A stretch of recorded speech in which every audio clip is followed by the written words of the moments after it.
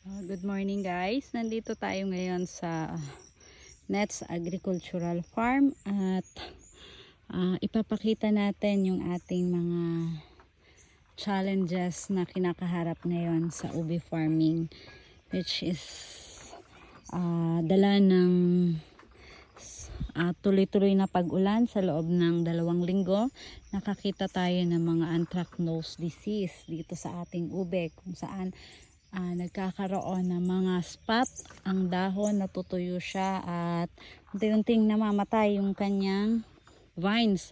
Pero mga ka-agri, ang laman ay nananatiling buhay, kaya sumusuloy siya, panibagong suloy kapag makakita kayo ng ganyan.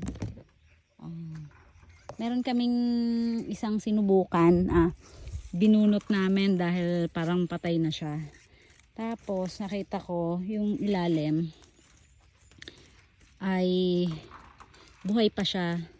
Kaya naman tiningnan natin yung bawat punong affected. Ayan, may mga ganyan siya. Yung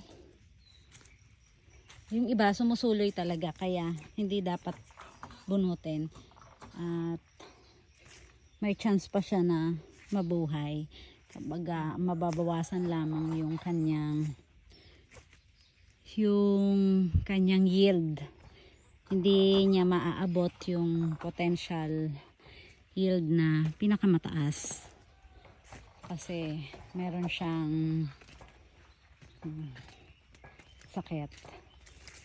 Pero gagawin natin ay aabonohan natin ng makahabol sila. Sana itong part na to ay huwag maapektuhan kasi yan. Yung iba meron, pero mas marami naman yung wala. So, ang ubi pa lang ito ay nagkaka-age na ng 2.5 months from planting. Naitanim ito last May 17, 15 ganon.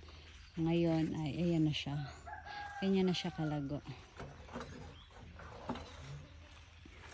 Ayan. Ganyan po ang pag-aabono ng vermicast. Ito po ay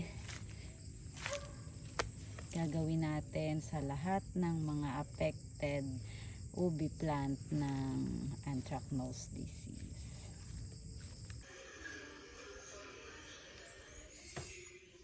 Ayan, 2 kutsara sa loob para sa isang 16 liters na sprayer.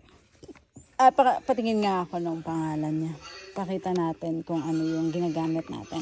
Ito yung Pongo Free na merong contain ng Benomil para magamit natin sa ating mga anthracnose disease. Kung makita nyo, ayan mga sis, ay 1 to 2 tablespoon and 16 liters of water.